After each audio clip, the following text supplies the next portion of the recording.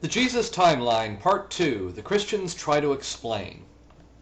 In the last video, we reviewed the different timelines provided by the different gospel accounts of the life of Jesus and tried to reconcile them with each other and with what we know about history.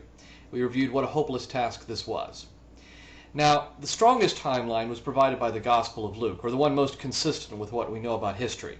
There was a census that was done by Governor Quirinius of Syria around 6 CE, and Luke's Jesus is also fairly consistent with the ministry of John the Baptist and also the administration of Pontius Pilate. The only thing we need to fudge is when Jesus began his ministry. Luke says it was about 30, but that could be 29 or 28 going on 29. So we can move John the Baptist's arrest back by about a year, giving us enough time for Jesus to have run his ministry, be arrested, and eventually crucified by Pontius Pilate in time for Pilate to be recalled to Rome in 36 AD. The problem is reconciling it with Matthew and John. And the tongue-in-cheek advice I gave to Christians is just throw out the Gospels of Matthew and John and just go with Luke. Of course, they can't do that. The challenge for Christians is they can't abandon any of the four Gospels. They all have to be reconciled with each other.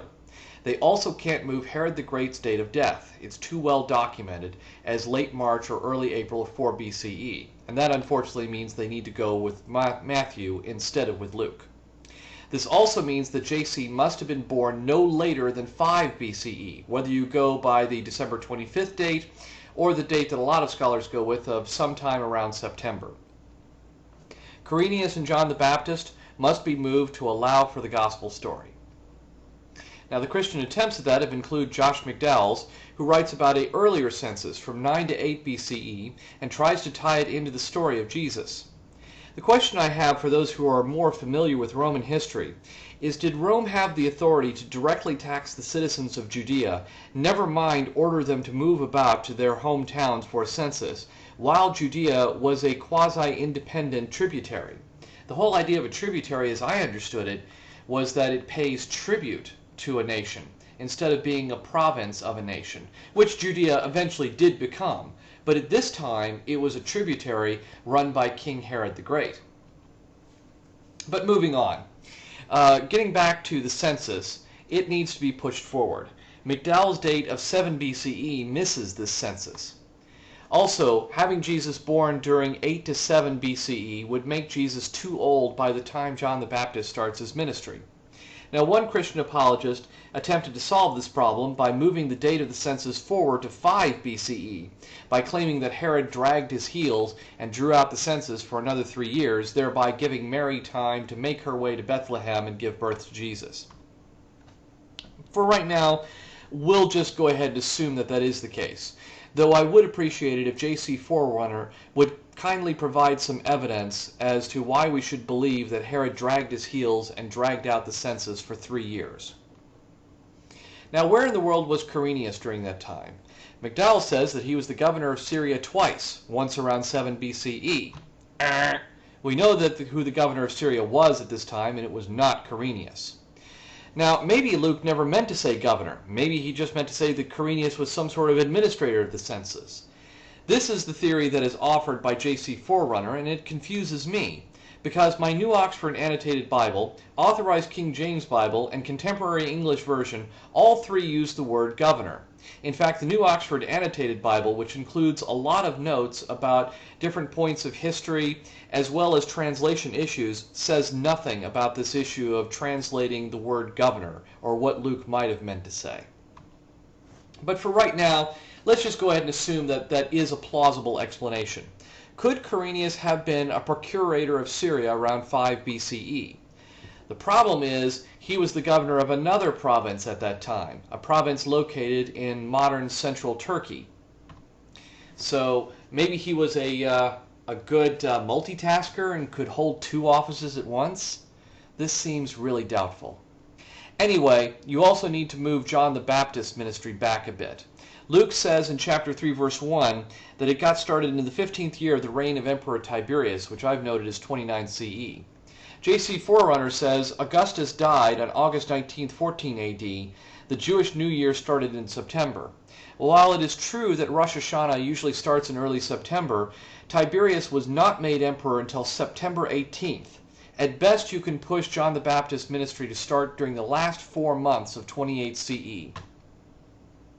Jesus, if he was born in 5 BCE, would have still been too old by that time. We also need to remember that the start of John the Baptist's ministry is not the start of Jesus' ministry. John the Baptist is treated as the forerunner of Jesus. In John chapter 1 verse 23, has him saying, "I am the voice of one crying in the wilderness, make straight the way of the Lord." The implication is that he had been practicing his ministry for some time, paving the way for Jesus.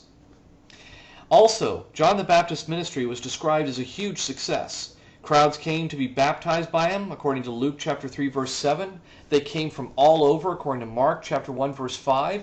And they even ask if he's the Messiah, John chapter 1 verse 20. He's even mentioned in Josephus, without the need of forgery. To say that his career began and ended the same year stretches credibility. Indeed, to say his career began and ended within months stretches credibility. Now, moving the Gospel of John forward, something else that they need to do. The date for the construction of the Second Temple began in 20 BCE, according to the New Oxford Annotated Bible, footnotes on page 152, New Testament. This indicates the dates of the Temple Tantrum happened just before the Passover on 27 CE, and the crucifixion in 29 CE. Now, J.C. Forerunner corrected me in my math that there is no year 0, and since there is no year 0, the dates would actually be 27 and 29. Regardless, the construction of the temple needs to be moved forward by 2 years. You'd have to in order to make that fit. So let's review all these assumptions. 1. Rome could conduct a census in Judea between 9 and 5 BCE. 2. The census was dragged on for 3 more years so Jesus could be born as late as possible. 3. When Luke's Gospel says governor, it really should be translated as procurator, and the KJV, NRSV 3rd edition, and CEV somehow all missed that.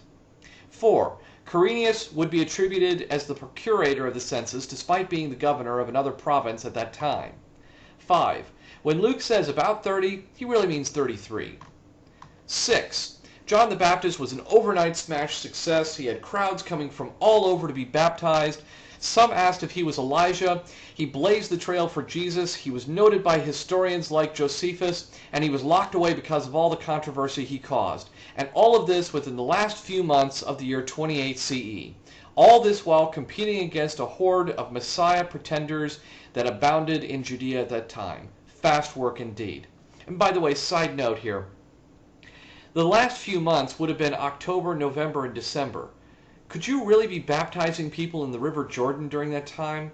As someone who knows a little bit more about the climate in that region might know the answer to this, but how cold does it get, and could you be baptizing people in the River Jordan sometime around November or December? Just curious. Anyway, moving on to even more assumptions. 7. The date of 20 BCE for the start of the temple construction is wrong. It should be at least 2 years later.